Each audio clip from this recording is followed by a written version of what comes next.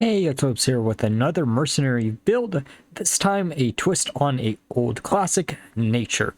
So for this build, we're actually using 3 new mercenaries, Athissa, Elise, and Baine. Elise is one of those mercenaries that's a bit high rolly in this build, but she does add some sustain for Nature that you didn't really have before in the form of healing and a big way to actually scale your damage up through the Golden Monkey. Venus actually has some really fun little interaction with Trigore, who is a big threat right now. If you use her second ability on any type of mercenary, Trigore doesn't actually trigger for each individual hit of it, so you can actually snipe a Diablo really early game by doing this and not having to worry that your Athissa is going to instantly be killed by Trigore, which is a really cool little interaction and is a new way that Nature can actually keep up with the current metagame. There is one other thing you probably should know before actually playing this build. That is the fact that if you are running against a lot of Yashirajas, you are not going to have a very good time.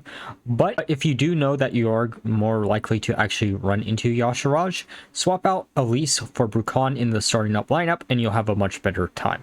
So for the mercenary by mercenary breakdown, we're using Malfurion with Life Fruit Staff to speed up our individual mercs while also providing a bunch of healing. Athissa, we are using Clutching Hatred as her equipment, just so we can actually scale up the damage of her second ability even quicker, and that is mainly the ability that you're going to be using with her anyways. Though if your opponent doesn't have any attack-based mercenaries, Wave Crash can actually be really good to try to snipe something off the board, as it will increase the damage taken by your other 2 mercenaries that are nature based, even if it isn't a nature ability itself. There is an argument that can be made for the Harpsichord equipment instead, as you could in theory get the third ability of Athissa actually out pretty early game if you do use this, but I did find better luck using the Clutching Hatred instead. It's just something to play around with if you have the time and you have that equipment actually unlocked. Elise, we are using Talon Trinket. It comes up, but it isn't really necessary to level up, as there are games where you aren't going to be using her first ability at all, and for the most part, you're going to be swapping between the second ability and her third ability to try to actually get the Golden Monkey completed.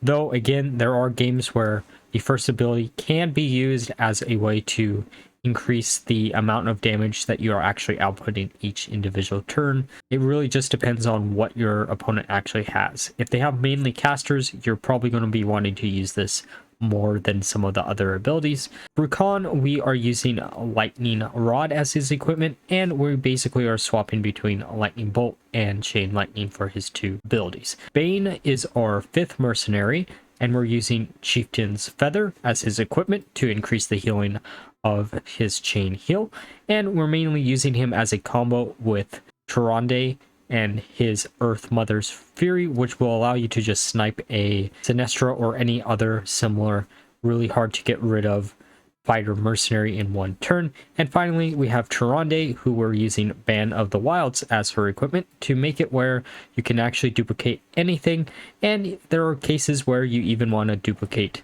Chain Lightning off of Bru'kan. That all being said, let's look at some games. Okay, so they are an even split. Doesn't really tell us too much of what they actually are. Just going to put down our stereotypical 3. Okay, so dragons. Huh, Reno, that's kind of interesting, but that means it's probably arcane dragons. There's a lot of builds I really want to try out, but certain mercenaries are kind of bugged out of playability right now, and I'm trying to wait until then to use things like Reno. Is a certain dwarf I'd rather use when he's fully. Just going to buff up. I'm going to use Riptide to do a bunch of damage to the Trigore. I think this game was from before I realized that I could just use Athissa's ability to nuke Trigore out of existence, or what, a adjacent mercenary out of existence with Trigore. Okay, we're just going to do a few damage to the Trigore, and then we're going to use Athissa's second ability to try to get rid of Nefarian as quickly as possible.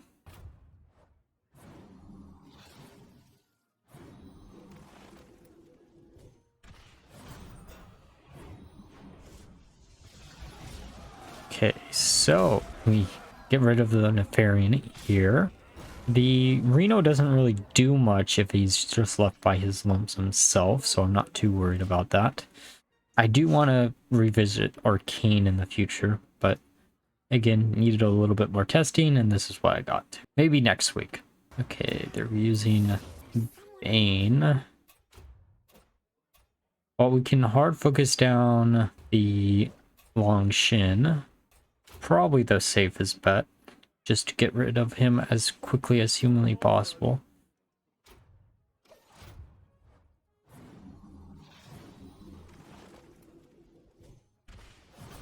Okay, they're going to focus down the Malfurion, which is probably the correct decision on their behalf, but it actually doesn't do that much now. The Bru'kan is almost dead because of us focusing down Long Shin. Just going to keep focusing him down. Yeah, just going to do it like this.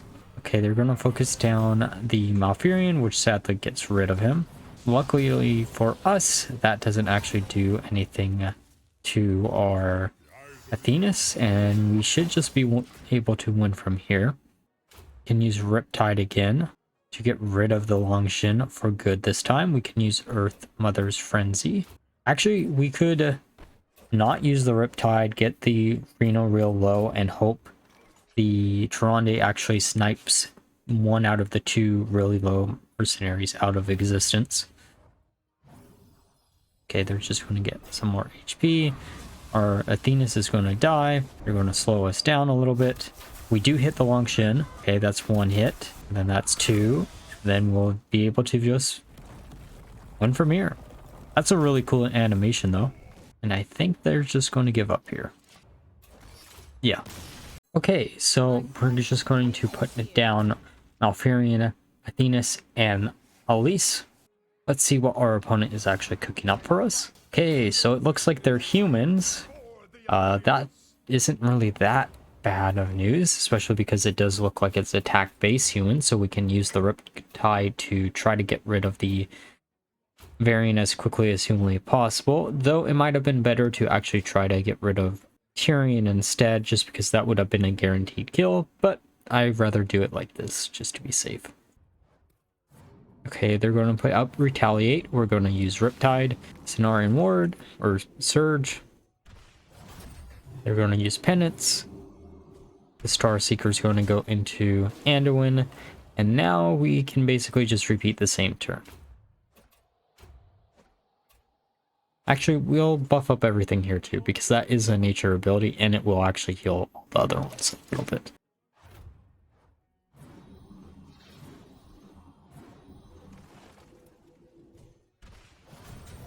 The nice thing is, they have a lower damage output as long as we don't actually attack. So we are actually in a pretty good position to maybe even complete the Elise Golden Monkey. Let's heal instead of put a bleed on everything. They're just going to be able to heal through the bleed, so it doesn't really matter too much. And I want to keep everything alive here as long as humanly possible.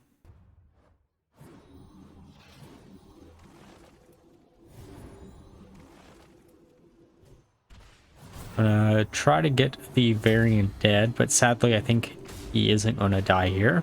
But we should be able to get it this turn. We can actually mass root everything, which is actually kind of funny, and then do a AoE. But if we do that, we're probably going to want to do some damage to Tyrande, or Tyrion, or even Anduin. Let's just root everything here. We're going to set our attack to 1, which doesn't actually matter here at all. We can do a bunch of damage there. You're going to heal a little bit. I think we only need 2 more steps, and then we have the Golden Monkey, so we're probably going to heal with the least here.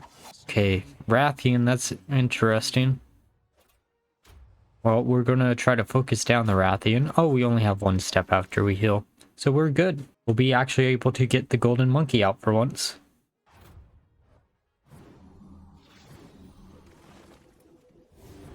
This should prevent any of our mercenaries from dying this turn. Actually, decrease the amount of damage they take, even though we're not actually worried about that too much. Okay, we're going to put the Golden Monkey. We're going to use Archdruid Call just to nuke everything out of existence, and then we're going to use Wave Crash just to, again, nuke everything out of existence. Because who doesn't like doing 80 plus damage in one hit to the entire board?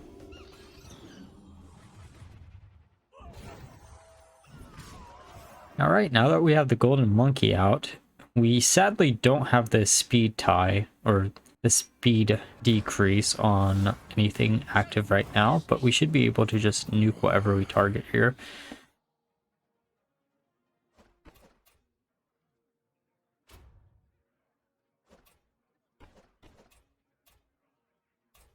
And we can use Riptide just to do a bunch of damage. We probably should have used Riptide on the Lich King, maybe. I actually want to do Frost again, just because there's been more freeze synergy that actually released, and Lich King got buffed, so he's actually not as bad. Why does that have Divine Shield? Was that just a visual glitch from before that it didn't have it, or did it regain the Divine Shield?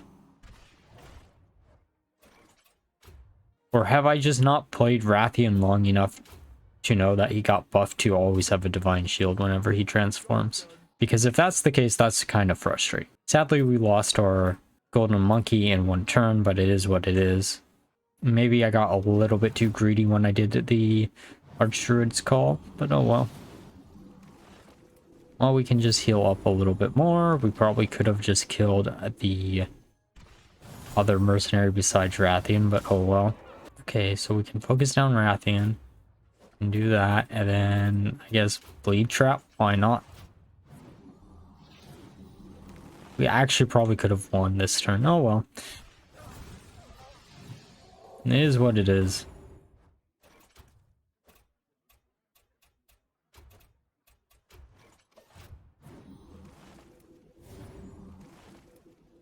I think I got a little bit too worried about just surviving. And they give up. Okay, so game against a team that is an even split, which doesn't tell us too much information. Just going to put down our normal 3 of Malfurion, Venus, and Elise. Okay, Lore Master Cho. Interesting. See, I actually tried to do a build like this earlier. Instead of having Elise, I had Athissa with her equipment that actually puts up a taunt minion, because in theory, being able to get 24 free damage plus whatever you add on to the big brother from Cho would have been actually really cool, but it didn't actually work out too well, so we ended up scrapping it. Well, their Elise is going to instantly be dead. None of our mercenaries are. Oh, there's a Maestra, which is a little bit frustrating. That actually might mean... Oh, I guess it doesn't mean Malfurion is dead yet. Pretty close to dead. I probably should reorder these, but I think I did actually. Well, we can focus down there, Malfurion. Then we're just going to use Riptide to try to get rid of the Malfurion as quickly as possible. Or I guess we could get rid of the Cho just to prevent the scaling on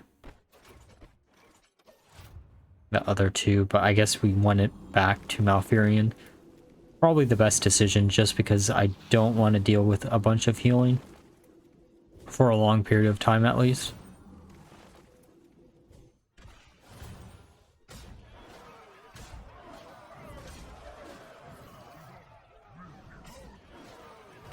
Okay, so we don't have Malfurion to speed up our mercenaries, but we do have Bru'kan to increase their damage output. We can use Chain Lightning, and then just focus down each individual mercenary. I don't know if Athissa is actually going to be able to kill anything here, but you never know. Okay, they're going to increase the damage output of all of their mercenaries by 5. They're going to kill our Elise. Going to kill their Malfurion. Bru'kan should be able to kill a lot of their mercenaries here. And then we should probably put down Tyrande next. Actually, putting Baine matter too much given what their which actually is. They have Zwin and Mukla. Okay, Zwin we can actually instantly kill with a Riptide, which is really, really funny. And we can actually try to heal up the other two mercenaries with Baine.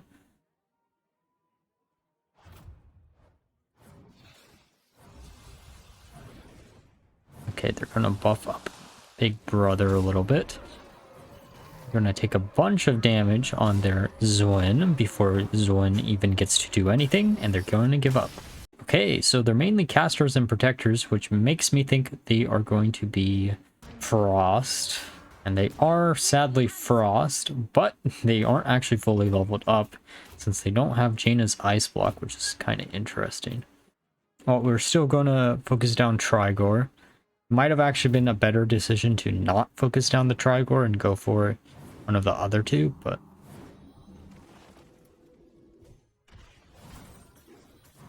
Okay, so that did not hit what I wanted it to hit.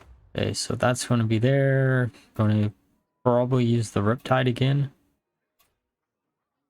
The bleed is probably too valuable just because they aren't going to heal. Since they are Frost after all. I'm going to use Riptide. It doesn't really do much here. Heals our mercenaries up a little bit, which is, I guess, the main goal. We're going to use Ice Flows on the Malfurion. They sadly freeze our entire team. We're just going to put down Bru'kan. We're going to use Guiding Path. Use Lightning Bolt, and then Captive Tides is probably the best bet here. Should put a little bit of AoE pressure on their board.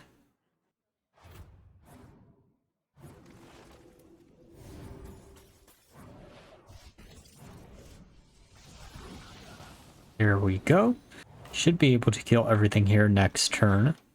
We do have a bunch of healing, so that's actually pretty good too. Okay, let's see what they actually have. Okay, so it's going to be Cornelius. Well, we can focus down Cornelius just to focus him down. Let's see if we actually are able to keep the Elise alive to try to maybe get a golden monkey out of the game. Okay, they're going to heal up a little bit. They're sadly going to freeze our entire board. Now we should put down Tyrande because the other two are real low, so we should have a high likelihood of just being able to keep using her second ability. Oh, actually we could use Alun's Grace to duplicate the lightning or chain lightning, which is actually kind of funny.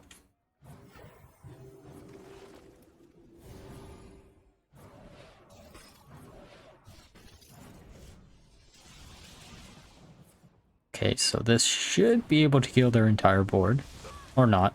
Get really, really close on the Varden, but I guess we didn't get to. Okay, so the local R we're going to want to deal with instantly. We're going to try to get a golden monkey in combination with Tyrande's second ability, just because it's going to be really funny if we can actually manage to get this off. And they're sadly going to freeze our Tyrande, so we're not going to be able to get that. Though the 73 damage on the local R is actually kind of cool. And that is not something I wanted to see. The fact that it actually works like that is so stupid. I mean, I guess it's R damage, so I guess that's going to scale like that. But again, doing 66 damage to our entire board is not something I wanted to see. Okay, using Alun's Grace there. Earth Mother's Grace and her second ability. The second ability should repeat twice. And hopefully it's Tyrande that actually gets frozen here. And they freeze our Tyrande anyways, so I guess it doesn't really matter too much. Okay, so we can use the chain heal again. Use her second ability, and then just keep repeating this until we actually win from here.